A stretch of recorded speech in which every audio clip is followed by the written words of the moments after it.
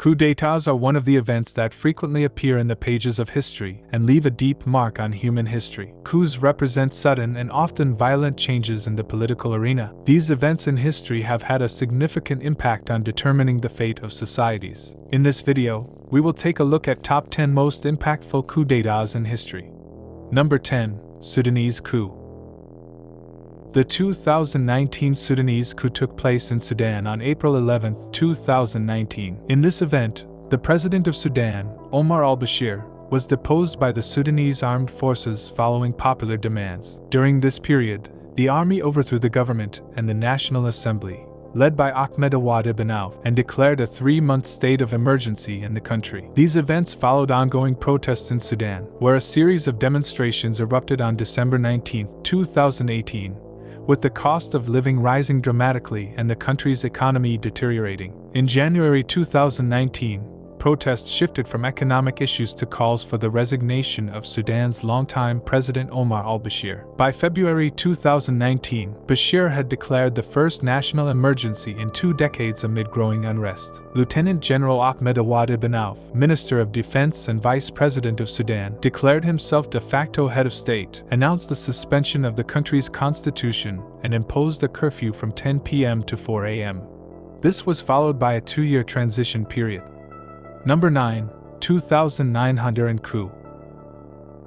Honduras, located in the heart of Central America, experienced an important turning point for the country's democracy in 2009. During this period, the demands of the people and their belief in democracy emerged strongly to shape the future of the country. In 2009, Honduras was shaken by the removal of 2-term democratically elected President Manuel Zelaya. Zelaya was allegedly planning to organize a constitutional referendum and was therefore removed by the country's elites and the military. This caused a massive public outcry.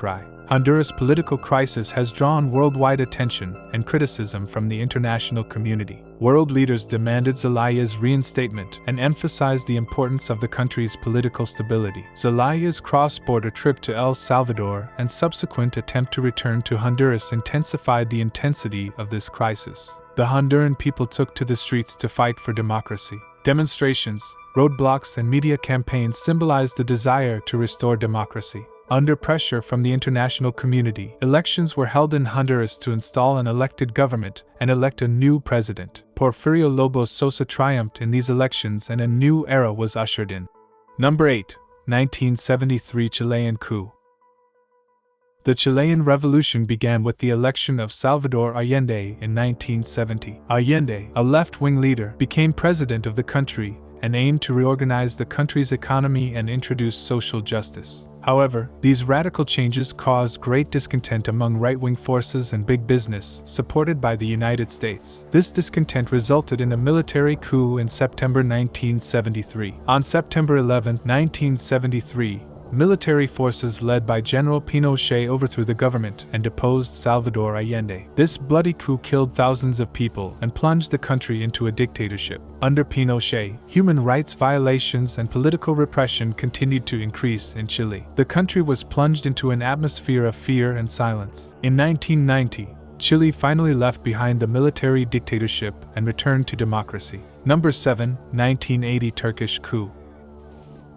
On September 12, 1980, Turkey's democratic order was swept away almost overnight. This coup, carried out by a military junta, pushed the country to the brink of disaster. Although the deadlock of the government and political parties at the time and the increase in social tensions were cited as justifications for the coup, the devastating impact of its consequences on human rights. In the aftermath of the coup, freedom of the press was restricted. Thousands of people were arrested, tortured, and human rights violations took place. Turkey was plunged into a terrible silence at the time. This was a shameful period not only for Turkey but for the whole world. People were deprived of their most basic rights, and the country was dragged into a dark period under the shadow of military rule. However, lessons were learned from this difficult period. As Turkey moved forward to further strengthen democracy and protect human rights, it confronted the painful memories of the 1980 coup. The commitment to democratic values has been strengthened by this traumatic period and carried forward to the present day. Number 6. Mexican Revolution.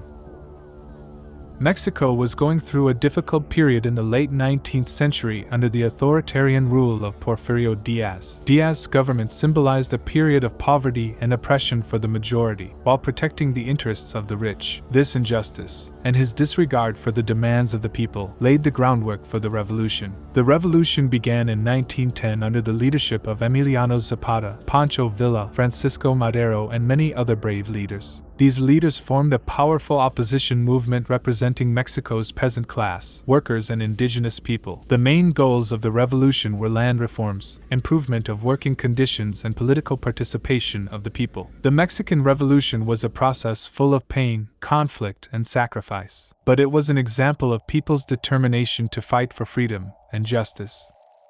Number 5. 1936 Spanish Coup.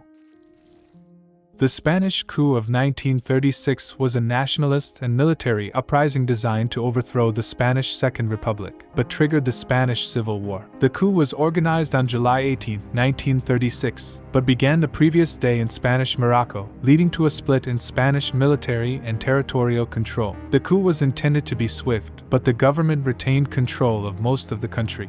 As a result of the uprising, with Western neutrality and active Axis support, a nationalist regime led by Francisco Franco was ultimately installed. Franco became the ruler of Spain as caudillo. After the failure of the coup, a bloody civil war broke out in Spain. The nationalists, insurrectionists, received help from Fascist Italy and Nazi Germany. The Republicans received help from the Soviet Union and the International Brigades, made up of volunteers from Europe and the United States. These events were the result of a polarization that had developed in Spanish life and politics over the previous decades. Number 4. Coup of 18 Brumaire. The 18 Brumaire coup d'état took place on November 9, 1799 and overthrew the government of the French Directory and replaced it with the French consul. This coup brought Napoleon Bonaparte to power as first consul of France. According to most historians, this coup ended the French Revolution and led to Napoleon's coronation as emperor. When Napoleon returned to France on October 9, both sides welcomed him as the savior of the country. The population, fascinated by Napoleon's campaign in the Middle East, welcomed him with enthusiasm, convinced that Sieyès had found the general who would help him in his planned coup. On the morning of 18 Brumaire, Lucien Bonaparte convinced the councils that he was in the hands of a Jacobin coup d'état in Paris, and persuaded them to go to the safety of the suburban Château Saint-Cloud. However, the original intention was to move the councils to a suitable site away from the city and under the threat of Bonaparte's troops. However, problems also arose during Napoleon's rule. In particular, Napoleon's wars put France under a great economic burden and eventually led to Napoleon's abdication in 1814. Following Napoleon's fall, France returned to a monarchy ruled by the Bourbon monarchy. Number 3. Wilmington Coup.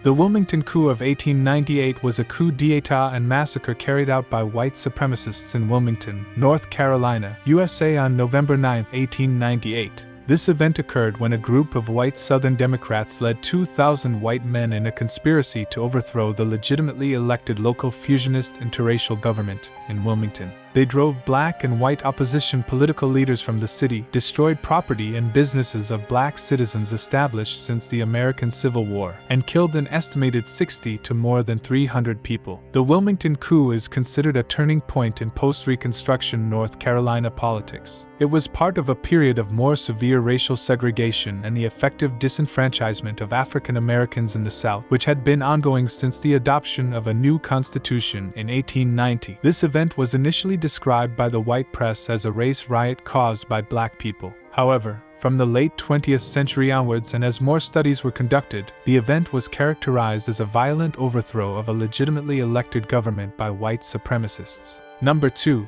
Cuban Revolution.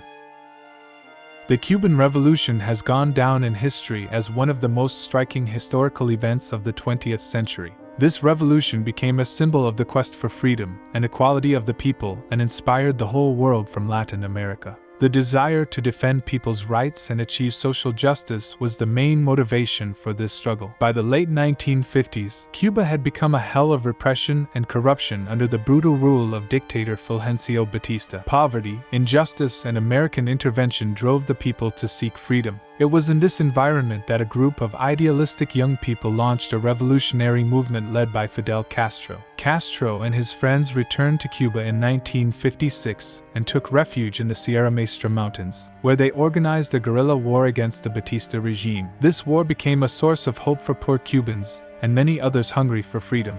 In the early 1960s, the revolution triumphed and Fidel Castro became the leader of Cuba. Restructuring and reforms began. Important steps were taken. Number 1. Libyan Revolution.